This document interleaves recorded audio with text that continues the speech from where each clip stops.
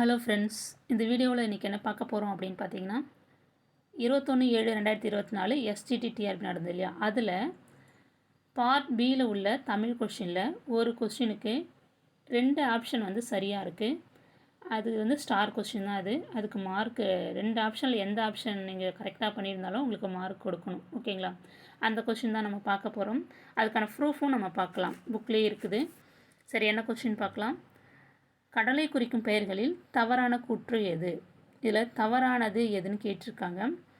முதல்ல கடலை குறிக்கும் பெயர்கள்லாம் எது எது அப்படின்னு நம்ம பார்த்துட்டு வந்துடலாம். அது வந்து புக்கில் இருக்குது, அது இங்கே இருக்குது. அது எது எதுன்னு நான் காமிக்கிறேன் பாருங்கள்.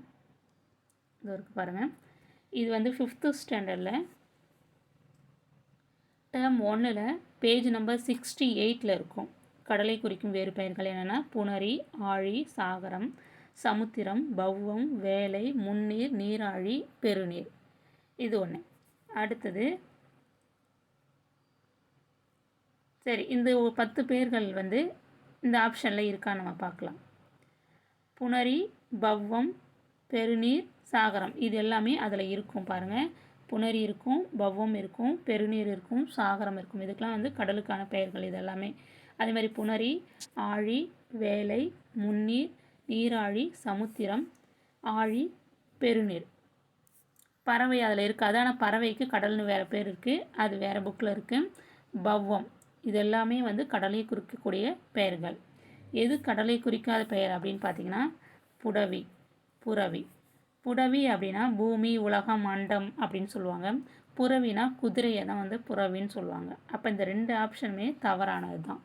இந்த 2 ஆப்ஷன்லேயுமே அப்போ ஆப்ஷன் சியும் தப்பு தான், ஆப்ஷன் டியும் கடலை குறிக்காத வேறு பெயர்களில் தவறானது. மற்ற 3 சரியாக இருக்கலாம், ஆனால் 1 தவறாக இருக்கு இல்லையா. அப்போ இந்த வரியே இந்த சின்ற ஆப்ஷனே வந்து அது தவறு தான்.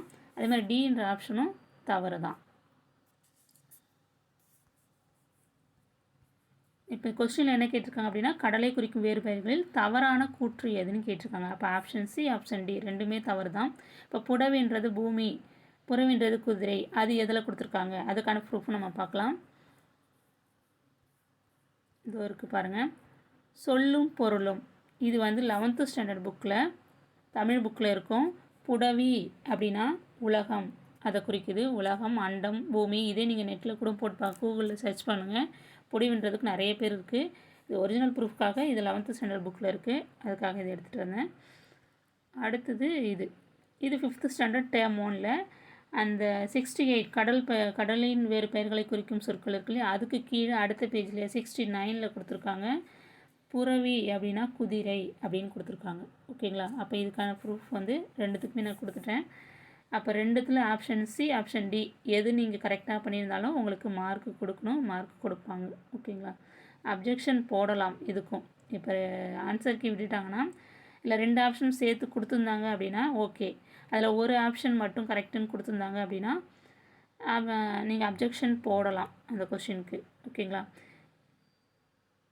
இந்த வீடியோ உங்களுக்கு பயனுள்ளதாக இருக்கும்னு நம்புகிறேன். Thank you friends.